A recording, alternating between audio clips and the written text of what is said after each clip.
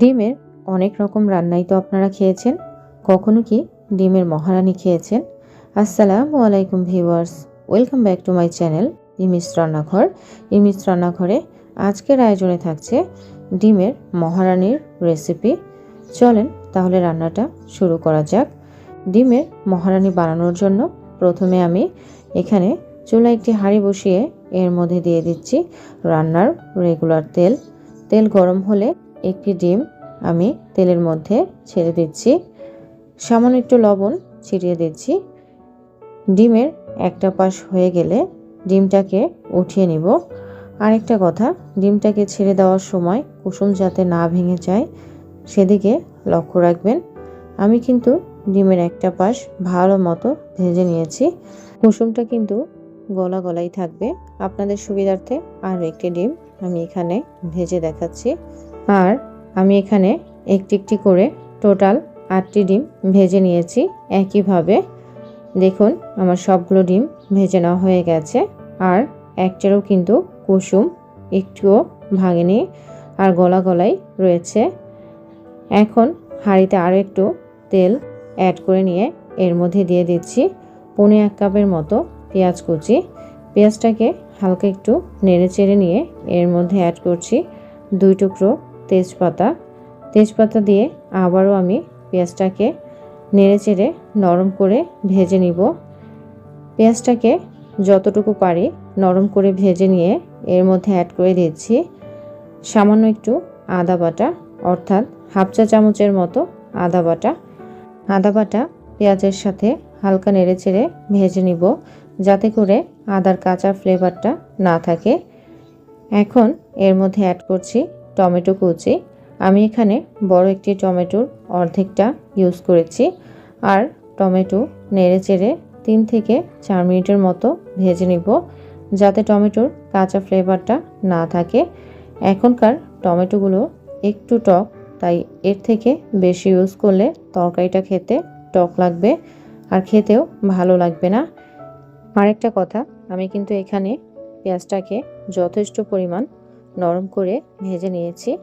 সমস্ত কিছু ভালো মতো ভেজে নিয়ে এখন এর মধ্যে আমি অ্যাড করে দিচ্ছি 1.5 চা চামচের মতো লাল মরিচের গুঁড়া, 1.25 চা চামচের মতো হলুদের গুঁড়া, স্বাদ মতো লবণ, হাফ চা চামচের মতো ধনিয়া গুঁড়া, হাফ চা চামচের মতো ভাজা জিরার গুঁড়া। এখন সমস্ত কিছু নেড়ে চেড়ে 2 থেকে 3 মিনিটের মতো ভেজে নিব। এখন এর মধ্যে অ্যাড করে দিচ্ছি পরিমাণ মতো পানি মশলা কষানোর জন্য। মশলাটাকে ভালো মতো চুলার লো আঁচে কষিয়ে নিব। মশলা থেকে যখন তেল উপরে উঠে আসবে তখন মশলাটা ভালো মতো কষানো হয়েছে। আর দেখতেই পাচ্ছেন আমার মশলাটা কিন্তু খুব ভালো মতো কষানো হয়েছে, যেহেতু তেল উপরে উঠে এসেছে। এই পর্যায়ে আমি দিয়ে দিচ্ছি পরিমাণ মতো পানি ডিমের মহারানী রান্না করার জন্য। এখন হালকা একটু নেড়েচেড়ে নিয়ে ঝোলটা ফুটা পর্যন্ত অপেক্ষা করব। যখন ঝোলটা এরকম ফুটতে শুরু করবে তখন আমি এর মধ্যে অ্যাড করে দিচ্ছি ভেজে রাখা ডিমগুলো। আরেকটা কথা, ঝোলের পরিমাণটা একেবারে বেশি দিবেন না, এমনভাবে দিবেন যাতে ডিমগুলো হালকা একটু ডুবে থাকে। ডিমগুলো দেওয়া হয়ে গেলে এখন আমি এগুলোকে ডুবিয়ে দিচ্ছি ঝোলের মধ্যে। ডিমগুলো ঝোলের মধ্যে ডুবিয়ে দেওয়া হয়ে গেলে এখন আমি এর মধ্যে অ্যাড করে দিচ্ছি 7 থেকে 8টি কাঁচামরিচ। কাঁচামরিচের মুখটা অবশ্যই একটু ফেলে দেওয়ার চেষ্টা করবেন, এতে করে কাঁচামরিচের খুব সুন্দর একটা ফ্লেভার আসবে আর তরকারিটা খেতেও ভালো লাগবে। এখন ঢাকনা দিয়ে ডিমের মহারানী রান্না করব। আর এভাবে আমি 7 থেকে 8 মিনিট ডিমের মহারানী রান্না করব। 7 থেকে 8 মিনিট এভাবে রান্না করলে ডিমের কুসুমগুলো সিদ্ধ হয়ে যাবে। এখন ঢাকনা তুলে নিচ্ছি। ঢাকনা তুলে নিয়ে হালকা একটু নেড়েচেড়ে নিয়ে ঢাকনা ছাড়াই এখন 3 থেকে 4 মিনিট এভাবে রান্না করে নিব। ততক্ষণে ঝোলটাও প্রায় শুকিয়ে যাবে।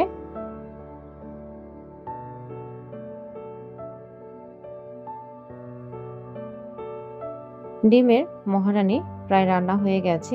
এই অবস্থায় আমি এর মধ্যে অ্যাড করছি বিলিতি ধনিয়া পাতা। আপনারা এখানে রেগুলার যে ধনিয়া পাতা পাওয়া যায় সেটাও ইউজ করতে পারেন। এখন ঢাকনা দিয়ে ঢেকে দিচ্ছি 2 থেকে 3 মিনিটের মতো। এতে করে ধনিয়া পাতার ফ্লেভারটা তরকারির সাথে অ্যাডজাস্ট হয়ে ডিমের মহারানি থেকে খুব সুন্দর একটা ফ্লেভার আসবে আর খেতেও ভালো লাগবে। আর আমার আজকের রেসিপিটি যদি আপনাদের কাছে ভালো লেগে থাকে তাহলে অবশ্যই লাইক, কমেন্ট এবং শেয়ার করতে ভুলবেন না।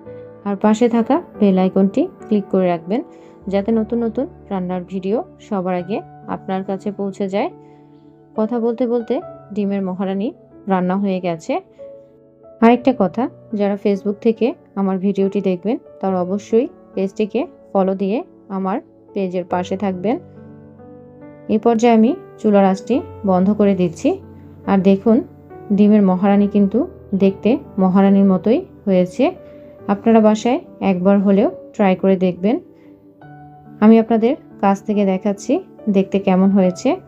দেখতে কিন্তু তরকারির কালারটা সেই সুন্দর হয়েছে আর খেতেও কিন্তু দারুণ হয়েছে। খুবই অল্প সময়ের মধ্যেই এই রান্নাটা করে নেওয়া যায়।